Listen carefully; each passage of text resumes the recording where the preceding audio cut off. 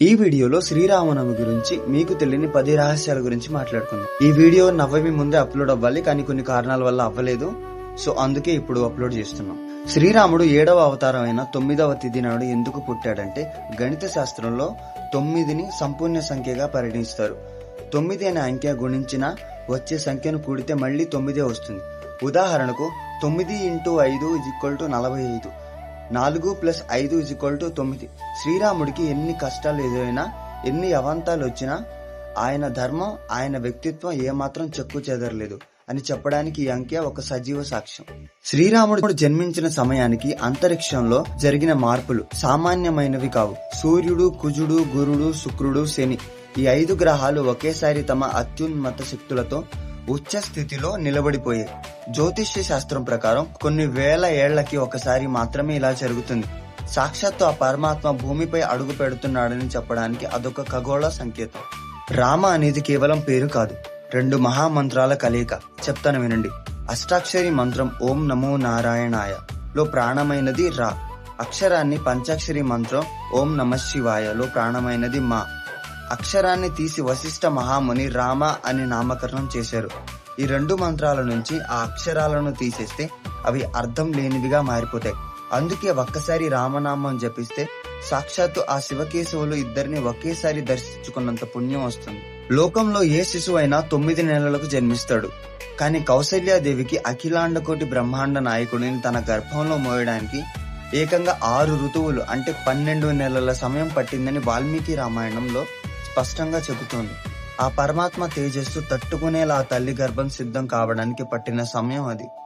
ఒకానొక సమయంలో సీతమ్మ వారు తన పాపిట సింధూరం పెట్టుకోవడం చూసి కారణం అడిగిన హనుమంతుడికి, ఇలా పెట్టుకుంటే నీ స్వామి ఆయుష్ పెరుగుతుంది అని సీతమ్మ బదులిస్తుంది. నా స్వామికి అంతా మంచి జరిగే పనైతే నా దేహమంతా పూసుకుంటాను అని ఏమాత్రం ఆలోచించకుండా ఒళ్ళంతా సింధూరాన్ని పులుముకున్నాడు ఆ మహాభక్తుడు. స్వచ్ఛమైన భక్తికి ఇంతకంటే గొప్ప ఉదాహరణ ఏమైనా ఉంటుందా? అయోధ్యతో సహా దేశమంతా శ్రీరామనవమి రోజు మధ్యాహ్నం కళ్యాణం జరిపిస్తారు. కానీ రాముడు పట్టపగలు పుట్టడం వల్ల ఆ వేడుకను చూసే అదృష్టం చంద్రుడికి దక్కలేదని కుమిలిపోయాడు. ఆ జాబిల్లి బాధను తీర్చడానికి కడప జిల్లాలో ఒంటిమిట్టలో చైత్ర పౌర్ణమి నాడు నిండు వెన్నెల్లో ఆ చంద్రుడి సమక్షంలోనే సీతారాముల కళ్యాణం కన్నుల పండుగగా జరిపిస్తారు. ఇదొక అద్భుతమైన భావుకత. సాధారణంగా హిందూ పండుగలలో పూజలు ఉదయం లేదా సాయంత్రం చేస్తారు. కానీ శ్రీరామనవమి పూజ సరిగ్గా మధ్యాహ్నం 12 గంటలకు అభిజిత్ ముహూర్తంలో చేస్తారు. సూర్యవంశానికి చెందిన రాముడు సూర్యుడు నడినెత్తిని అత్యంత ప్రకాశవంతంగా ఉండే సమయంలో జన్మించడమే దీనికి కారణం. అయోధ్య రామ మందిరంలో సూర్య తిలకం. అయోధ్యలో కొత్తగా నిర్మించిన రామ మందిరంలో ప్రతి సంవత్సరం శ్రీరామనవమి రోజున మధ్యాహ్నం సరిగ్గా 12 గంటలకు సూర్యకిరణాలు నేరుగా గర్భగుడిలోకి రామ్లల్లా బాలరాముడి నుదుటిపై పడేలా ప్రాచీన ఖగోళ మరియు ఆధునిక నిర్మాణ శాస్త్రాలను మేళవించి ఆలయాన్ని నిర్మించారు. శోభయాత్ర. రథయాత్ర అవగానే మనకు పూరి జగన్నాథుడే గుర్తుకొస్తాడు. కానీ శ్రీరామనవమి రోజున అయోధ్యలో కూడా అత్యంత భారీ ఎత్తున రథయాత్ర జరుగుతుంది.